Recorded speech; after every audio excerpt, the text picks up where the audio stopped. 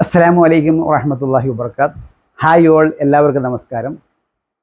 നല്ല മാതൃക കാണിക്കാൻ നമ്മുടെ മക്കൾക്ക് സാധിക്കട്ടെ. മാതാപിതാക്കളുടെ പ്രതിബിംബമാണ് മക്കൾ. നമ്മൾ ചെയ്യുന്ന ഓരോ പ്രവൃത്തിയും സംസാരിക്കുന്ന ഓരോ വാക്കും അവർക്ക് ജീവിത പാഠമാകുന്നു.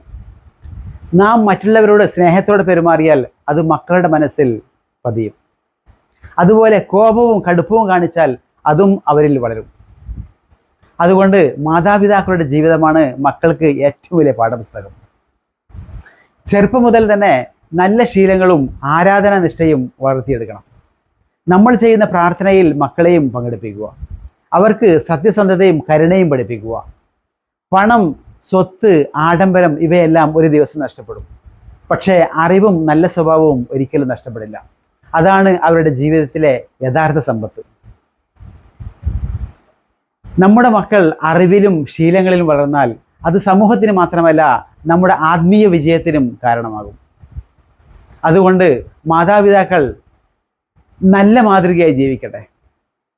നമ്മുടെ മക്കൾ സമൂഹത്തിന് മുന്നിൽ നല്ലൊരു മാതൃകയായി തെളിയട്ടെ. അതാണ് മാതാപിതാക്കളുടെ ഏറ്റവും വലിയ വിജയം.